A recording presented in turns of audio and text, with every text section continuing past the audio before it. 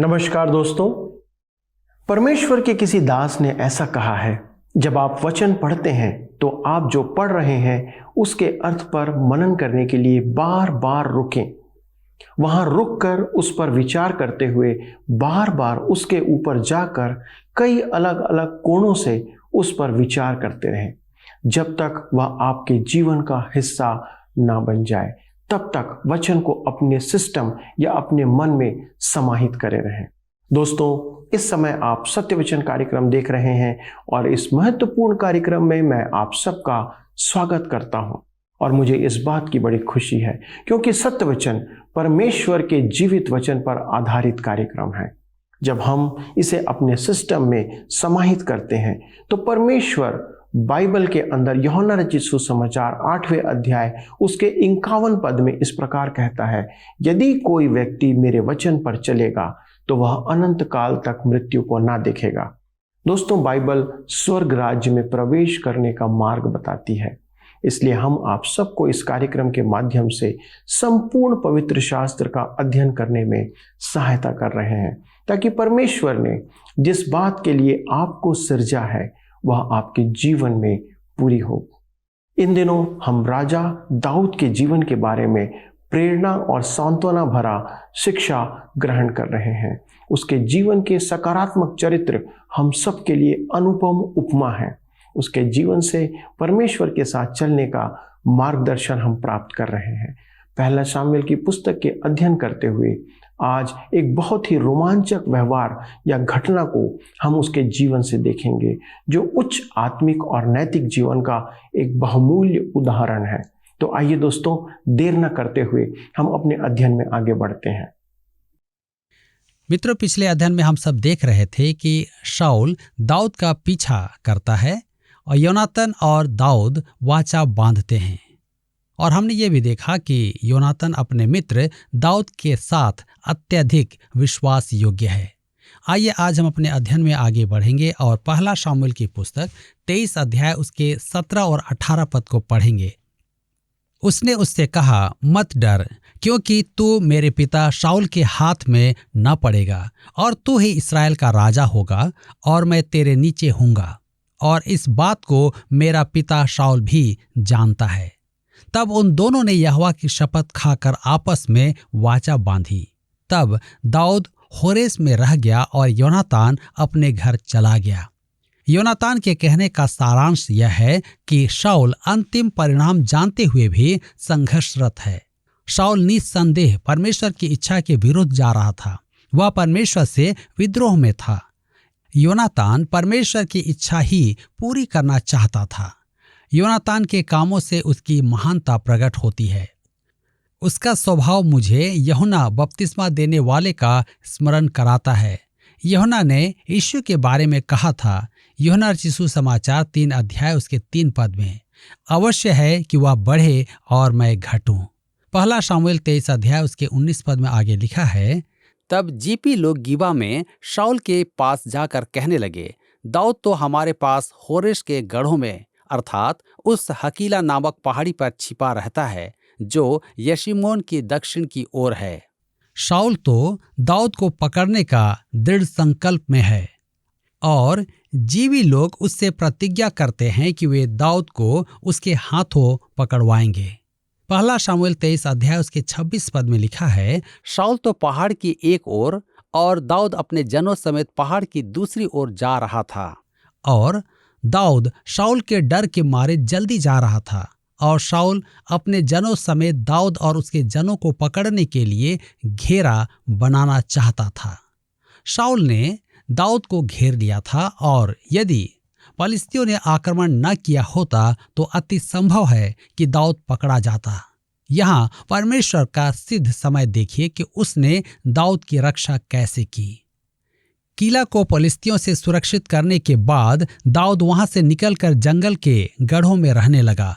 शाऊल दाऊद को घात करने के लिए उसे खोजता रहा, परंतु परमेश्वर ने उसे शाऊल के हाथ में न पड़ने दिया। दूसरी ओर शाऊल का पुत्र योनातान जीप नामक जंगल के होरेश में शाऊल से मिलने गया और परमेश्वर के नाम में उसको ढाढ़स बंधाया। वहां उन्होंने फिर आपस में वाचा बांधी। जीपी लोगों ने शाऊल को वचन दिया कि वे दाऊद को उसके हाथों पकड़वा देंगे। माओन के जंगल में शाऊल घेराव बनाकर दाऊद को पकड़ना चाहता था, परंतु उसे समाचार मिला कि पलिश्तियों ने इस्राएल पर आक्रमण कर दिया है। अतः वह तुरंत पलिश्तियों का सामना करने को चला और दाऊद एनगदी के गढ़ों में रहने लगा। एनगदी में शाऊल दाऊद के पीछे है और दाऊद भाग रहा है। मेरे विचार में इस समय दाऊद एक सीधे सीधे चरवाहे से बदलकर एक कठोर मनुष्य बना, जिसने परमेश्वर का जन होकर उसकी प्रजा का प्रशासन संभाला। पहला शामूएल की पुस्तक 24 अध्याय उसके 1 और 2 पद में आगे लिखा है, जब शाऊल पलिश्तियों का पीछा करके लौटा तब उसको यह समाचार मिला कि दाऊद एनगदी के जंगल में है। तब शाऊल समस्त इस्राएलियों में से 3,000 को छांटकर दाऊद और उसके जनों को बनेले बकरों की चट्टानों पर खोजने गया। दाऊद एक उबड़ खाबड़ स्थान में छिपा हुआ था। शाऊल 3,000 सैनिकों को लेकर उसकी खोज में था। दाऊद के 600 साथी इस बड़ी सेना के सामने कुछ नहीं थे, परंतु दाऊद ने युक्ति काम में लेकर इस असंतुलन को बराबर किया। दूसरी बात, वह उस स्थान से परिचित भी था और उसके साथी भी निस्संदेह कठोर थे। पहला शामूएल की पुस्तक 24 अध्याय उसके 3 पद में हम आगे पढ़ते हैं, लिखा है, जब वह मार्ग पर के भेड़शालों के पास पहुंचा जहां एक गुफा थी, तब शाऊल दिशा फिरने को उसके भीतर गया और उसी गुफा के कोने में दाऊद और उसके जन बैठे थे। शाऊल उसी गुफा में जाकर सो गया जहां दाऊद और उसके साथी छिपे हुए थे। शाऊल के सैनिक सतर्क तो थे, परंतु वे गुफा के बाहर थे। उन्होंने राजा को अकेला छोड़ दिया कि वह शांति की नींद ले पाए। अतः शाऊल, दाऊद और उसके साथी गुफा में हैं। शाऊल की सेना गुफा के बाहर है। अब पहला शामूएल 24 के 4 पद में लिखा है, तब दाऊद के जनों ने उससे कहा, सुन, आज वही दिन है जिसके विषय यहोवा ने तुझसे कहा था कि मैं तेरे शत्रु को तेरे हाथ में सौंप दूंगा कि तू उससे मनमाना बर्ताव कर ले। तब दाऊद ने उठकर शाऊल के बागे की छोर को छिपकर काट लिया। दाऊद ने चुपचाप से जाकर शाऊल के वस्त्र का नीचे का भाग काट लिया। पहला शामूएल 24 अध्याय के 5 में हम पढ़ते हैं, इसके बाद दाऊद शाऊल के बागे की छोर काटने से पछताया।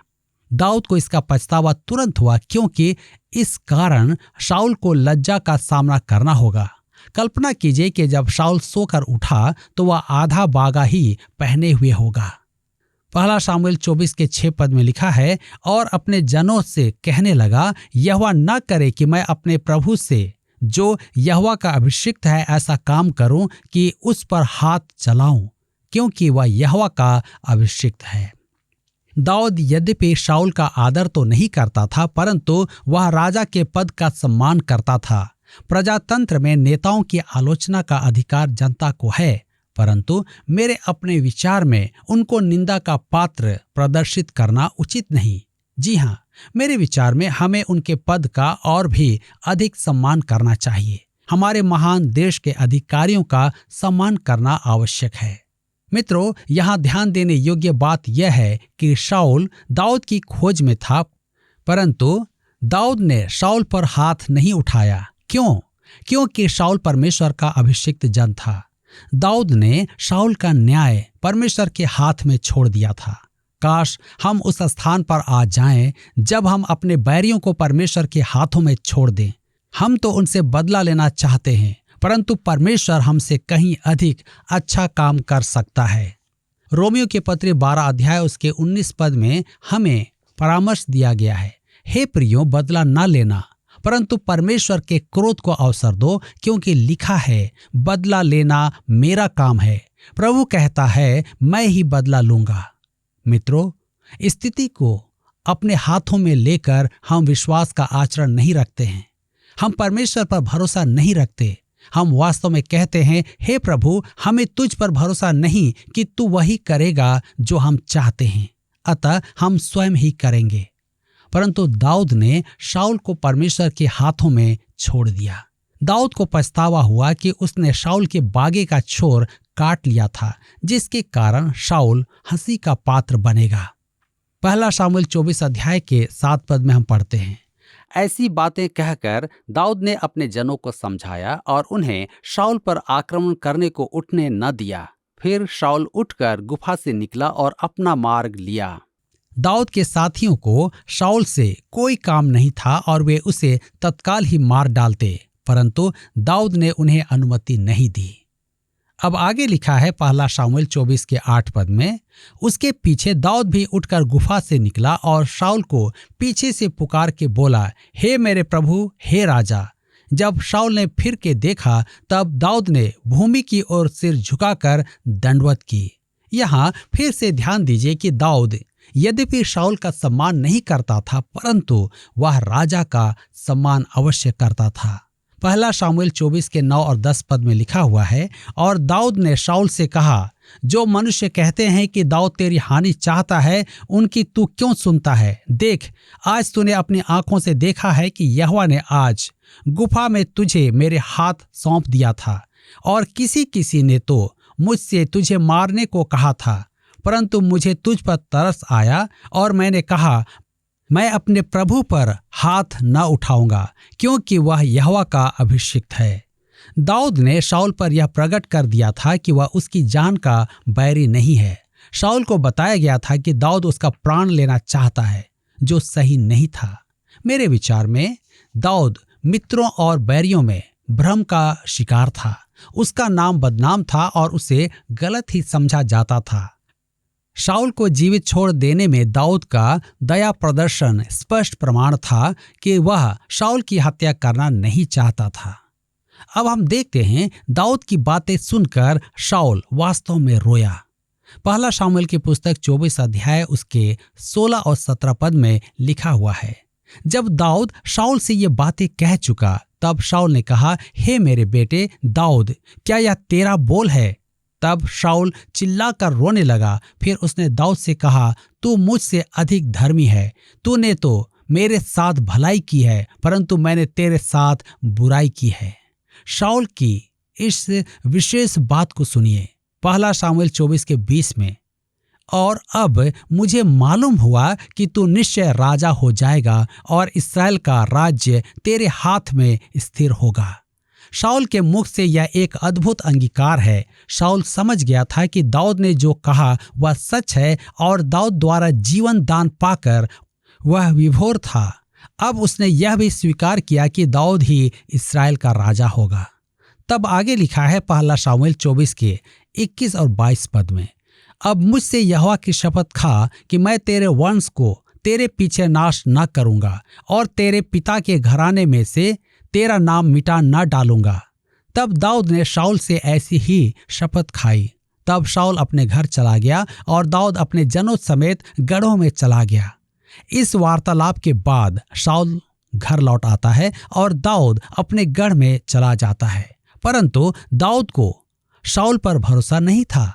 दाऊद अधिकाधिक घने जंगल में चला जाता है, क्योंकि वह जानता था कि शाऊल फिर उसकी खोज में निकलेगा। मेरे विचार में शाऊल इस समय दुष्ट आत्मा ग्रस्त था। लिखा है कि दुष्ट आत्मा उसे सताता था। मित्रों, यहाँ पर अध्याय 24 समाप्त होता है और हम अपने अध्ययन को अध्याय 25 से बनाए रखेंगे और हम देखेंगे शाऊल की मृत्यु और अबीगेल की दाऊद से भेंट। इस अध्याय में शामूएल की मृत्यु और राष्ट्रीय शोक का उल्लेख है। अबीगेल अपनी कूटनीति और बुद्धि से दाऊद को नरसंहार से बचा लेती है। वह नाबाल नामक एक धनी पुरुष की सुंदर पत्नी थी। नाबाल की मृत्यु के पश्चात दाऊद अबीगेल से विवाह कर लेता है। वह उसके जीवन में अच्छा प्रभाव डालती है। आइए हम देखें शामूएल की मृत्यु। पहला शामूएल 25 अध्याय के 1 पद में लिखा है, शामूएल की मृत्यु हो गई और समस्त इस्राएलियों ने इकट्ठे होकर उसके लिए छाती पीटी और उसके घर ही में जो रामा में था उसको मिट्टी दी। तब दाऊद उठकर पारान जंगल को चला गया। धर्मशास्त्र में शामूएल की मृत्यु का वर्णन अत्यधिक संक्षिप्त है। वहां केवल यही लिखा है, समस्त इस्राएलियों ने इकट्ठे होकर उसके लिए छाती पीटी। शामूएल परमेश्वर का एक महापुरुष था। इसमें दो राय नहीं। वह एक असाधारण मनुष्य था, न्यायियों और राजाओं के मध्य जोड़ने वाली कड़ी था। वह अंतिम न्यायी और प्रथम भविष्यद्वक्ता था। शामुएल से पूर्व निस्संदेह अनेक भविष्यद्वक्ता हुए थे, परंतु उसने भविष्यवाणी की सेवावृत्ति आरंभ की जो संपूर्ण पुराने नियम और नए नियम में चली। शामुएल भलाई का बल था। संभव था उसने दाऊद को शाऊल की कड़वाहट और घृणा के प्रकोप से बचाया। शामुएल की मृत्यु के बाद दाऊद जंगल में बहुत दूर चला गया। इजबेल से डरकर एलिय्याह जितनी दूर भागा था उससे भी अधिक दूर। अब हम देखते हैं दाऊद और अबीगैल। किसी ने ठीक ही कहा है, महान होने का अर्थ है गलत समझा जाना। अब वह महान था और गलत ही समझा जाता था, क्योंकि संसार दाऊद को नहीं जानता है, इसलिए वह उसके साथ अन्याय ही करता है। ज्यों ही दाऊद का नाम आता है त्यों ही मन में उसके हत्या और व्यभिचार का पाप उभर आता है। लोगों का कहना है दाऊद ऐसा पाप कैसे कर सकता है, और धर्मशास्त्र उसे परमेश्वर के मन का व्यक्ति कहे। हमारे पास इस प्रश्न का उत्तर देने का अवसर होगा, परंतु परमेश्वर के चयन पर उंगली उठाने की अपेक्षा हमें दाऊद के चरित्र पर ध्यान देना होगा। हम देखेंगे कि संकीर्ण मानसिकता के मनुष्य ही दाऊद के आलोचक होते हैं। वह धर्मशास्त्र के असाधारण मनुष्यों में से एक है। उसे जानने का अर्थ है उससे प्रेम करने लगे। मैं ऐसे अन्य किसी व्यक्ति को नहीं जानता जो चरित्र की ऐसी सज्जनता प्रकट करे। उसका जन्म बैतलहम में हुआ था। वह एक चरवाहा था, यहूदा के गोत्र से ईशे का सबसे छोटा पुत्र, जिससे बड़े रूपवान 7 भाई थे। वह लगभग नगण्य ही था कि एक दिन उसका जीवन बदल गया। परमेश्वर की दृष्टि में वह नगण्य नहीं था। परमेश्वर उसके मन को जानता था। परमेश्वर मनुष्य के बाहरी रूप को नहीं देखता है। जी हाँ, परमेश्वर दाऊद के मन को जानता था। इस्राएल का भावी राजा होने के लिए शामुएल ने उसका अभिषेक किया। उसने दानव गोलियत को मारा था। संगीतकार के रूप में वह इस्राएल का मधुर भजनकार था। उसने सर्वोत्तम भजन लिखे जो किसी भाषा में लिखे गए हों या किसी भाषा में गाए गए हों। यदि आपको इसमें संदेह हो तो भजन 23 की तुलना में आपके पास कुछ है। दाऊद ने शाऊल की पुत्री मीकल से विवाह किया। शाऊल का पुत्र योनातान उससे बहुत प्रेम करता था। दाऊद एक प्रकार से तड़ी पार हो गया था। उसने अपना जत्था तैयार किया और पहाड़ी गढ़ों में रहने लगा। उसने उस समय पागल होने का नाटक भी किया था। अंत में दाऊद यहूदा का राजा बना और फिर संपूर्ण इस्राएल का।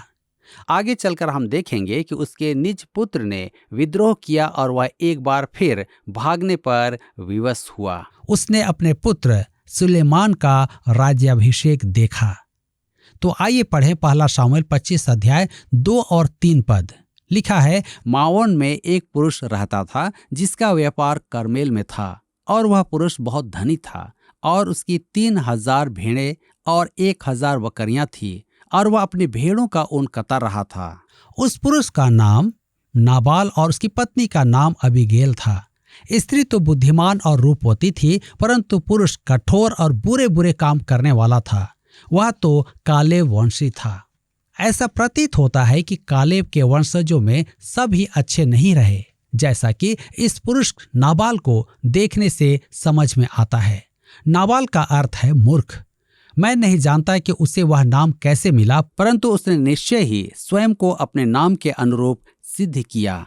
क्या हम सब ही जन्म से मूर्ख नहीं हैं? अय्यूब की पुस्तक 11 अध्याय के 12 पद में लिखा है, मनुष्य जन्म ही से जंगली गधे के बच्चे के समान होता है। पल भर के लिए अपने ही जीवन को देखें।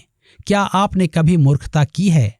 मेरे विचार में हम सब ने मूर्खता के काम किए हैं, जिनके बारे में हम सोचना भी नहीं चाहते।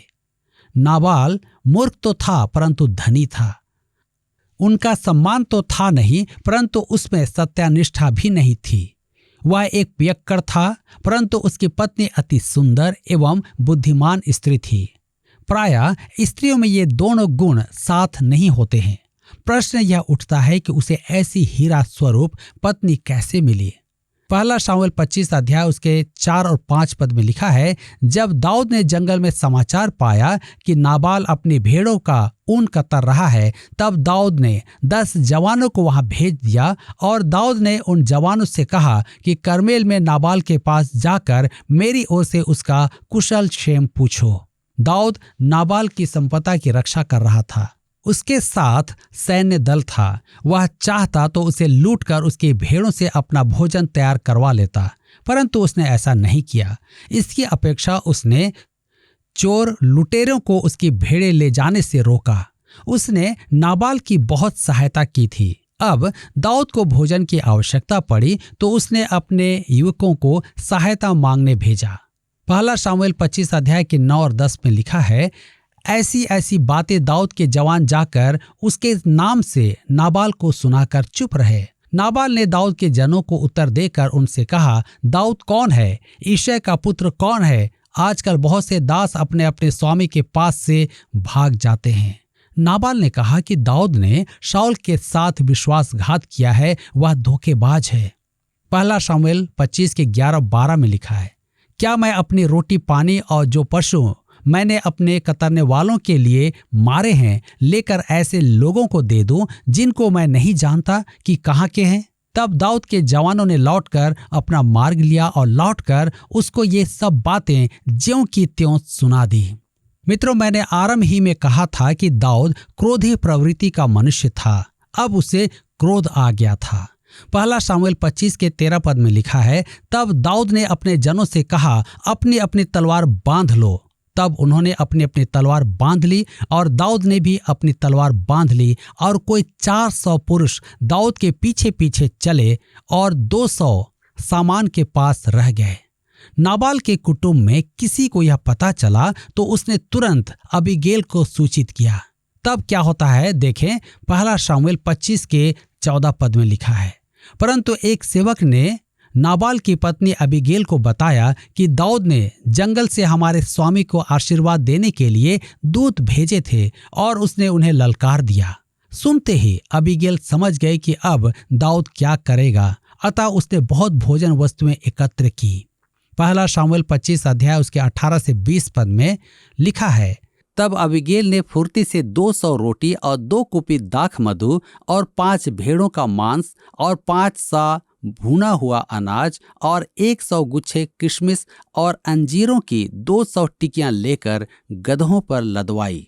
और उसने अपने जवानों से कहा, तुम मेरे आगे आगे चलो, मैं तुम्हारे पीछे पीछे आती हूँ। परंतु उसने अपने पति नाबाल से कुछ न कहा। वह गधे पर चढ़ी हुई पहाड़ की आड़ में उतरी जाती थी और दाऊद अपने जनों समेत उसके सामने उतरा आता था और वह उनको मिली। इससे पहले कि दाऊद नाबाल तक पहुंचता, अबीगेल भोजन वस्तुएं लेकर दाऊद से मार्ग में ही मिल ली, क्योंकि यदि दाऊद वहां पहुंच जाता तो निश्चय ही नाबाल को मार डालता। पहला शाऊल 25 अध्याय के 21 में लिखा है, दाऊद ने तो सोचा था कि मैंने जो जंगल में उसके सब माल की ऐसी रक्षा की कि उसका कुछ भी न खोया, यह निस्संदेह व्यर्थ हुआ, क्योंकि उसने भलाई के बदले मुझसे बुराई ही की है। दाऊद की मनसा थी कि नाबाल के कुटुंब के हर एक सदस्य को मार डाले।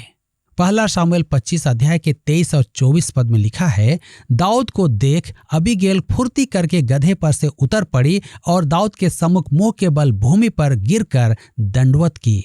फिर वह उसके पांव पर गिर के कहने लगी, हे मेरे प्रभु, यह अपराध मेरे ही सिर पर हो। तेरी दासी तुझसे कुछ कहना चाहती है और तू अपनी दासी की बातों को सुन ले। दाऊद क्रोध से भरा पर्वत की ओर चला जा रहा था। संभवतः वह अपने मन में कह रहा था, मैं उसे देख लूंगा, वह मेरे साथ ऐसा व्यवहार नहीं कर सकता है। उसने देखा कि मार्ग में एक स्त्री गधे पर बैठी चली आ रही है। उसने उसके पास भोजन वस्तुएं देखी। उसके साथी भूखे थे। उसने उस सुंदर स्त्री के सामने आकर अपना जत्था रोका। पहली बार परमेश्वर का अभिषिक्त दाऊद एक कुलीन स्त्री के सामने था जो उसका भला चाहती थी। वह दाऊद को दंडवत करती है। वह धूल में उसके पांव पर गिर पड़ी और कहने लगी कि दाऊद उससे बदला न ले, क्योंकि वह नाबाल की पत्नी है। वह जो भी कर रही थी बुद्धिमानी से कर रही थी। क्योंकि दाऊद एक सुंदर स्त्री जो ऐसी याचना करे उसके साथ कुछ नहीं करेगा। वह अपने पति की ओर से क्षमा मांगती है कि वह मूर्ख और पशु समान था। मेरे मित्रों, आप में से कितने हैं जो इस प्रकार से बुद्धिमानी का काम करते हैं? क्या आपको यह कार्यक्रम पसंद आया? अभी हमें एक मिस कॉल करें और आप अगले विजेता हो सकते हैं।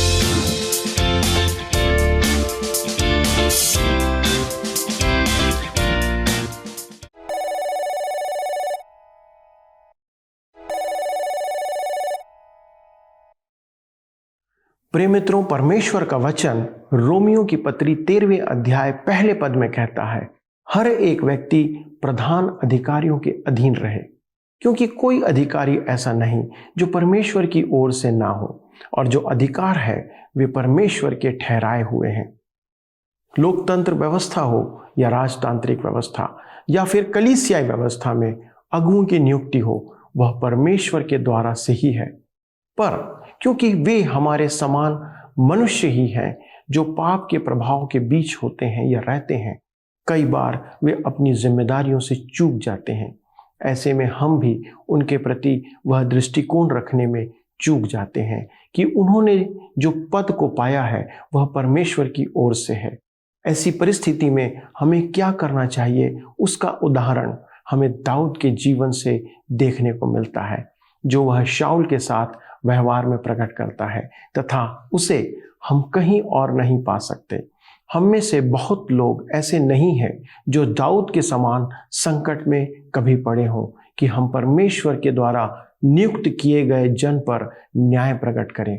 ऐसे समय में हमें क्या करना चाहिए, उसके बारे में दाऊद का उदाहरण और वचन हमें स्पष्ट दिशा और निर्देश देता है, ताकि हम किसी का न्याय ना करें या न्यायी ना ठहरें, पर परमेश्वर को न्याय करने का अवसर दें। दाऊद को पूरा अवसर मिला था कि वह शाऊल को मार डाले, लेकिन इसलिए कि वह परमेश्वर का अभिषिक्त था, वह उसके पद का आदर करता है और परमेश्वर के न्याय के लिए प्रतीक्षा करता है। मित्रों, परमेश्वर हमसे भी यही चाहता है कि इस सबक को हम अपने जीवन का हिस्सा बनाएं, तो उसकी आशीष के कारण हम बन जाएंगे। परमेश्वर आप सबको ऐसा करने के लिए सहायता करें, और इस बात के लिए आइए हम सब मिलकर प्रार्थना करें। हमारे स्वर्गीय पिता परमेश्वर, हम एक बार फिर से धन्यवाद देते हैं आपको आज के अध्ययन के लिए, जिसके द्वारा आपने हमारी बुद्धि को खोला है, अपने ज्ञान को, प्रभु वचन की गहराई को हम पर प्रकट किया है। प्रभु, हम कितनी बार अपने अधिकारियों के प्रति, अपने शासकों के प्रति वो रवैया नहीं रखते जो हमें रखना चाहिए। पिता परमेश्वर, कई बार हम अपने जीवन से उन बातों को ना करके आपको दुखी करते हैं। हमारी प्रार्थना है पिता, हमें ऐसी समझ, बुद्धि, ज्ञान दे, ऐसा संयम दे कि हम अपने अधिकारियों के लिए, अपने अध्यक्षों के लिए प्रार्थना करें। हम विशेष तौर पर आज प्रार्थना करते प्रभु हमारे सारे अधिकारियों के लिए, हमारे देश के सारे अधिकारियों के लिए, जिनके कंधों पर प्रभु आपने जिम्मेदारी सौंपी है। हमारी कलीसिया के पासवानों के लिए, बिशपों के लिए प्रभु, जो इन कलीसियाओं का अगुवाई करते हैं, उनके जीवन के लिए प्रार्थना करते प्रभु कि वे आपकी महिमा का कार्य करें। जिन्हें आपने जिम्मेदारी दिया है, अधिकार दिया है, वे उस अधिकार के द्वारा लोगों को प्रभु एक उचित जीवन और सही दिशा में ले जाने के लिए सदा कार्य करते रहें। पिता, हमारी प्रार्थना आपके सन्मुख, आपके उस पवित्र वेदी के सन्मुख हमारे प्रभु यीशु क्रिस्त के नाम से रखते हैं, इसलिए सुने और अपनी महिमा के लिए ग्रहण करें। आमीन। दोस्तों, मुझे आशा है कि आज के कार्यक्रम के द्वारा आप आशीषित हुए होंगे, और यदि आपने आशीष प्राप्त किया है तो कृपया हमें फ़ोन, SMS या मिस कॉल के द्वारा सूचित करें, क्योंकि आपके मिस कॉल, SMS और फ़ोन हमें इस बात का आंकलन करने में सहायता करते हैं।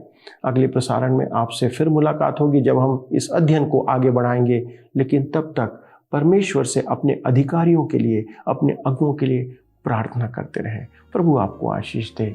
नमस्कार।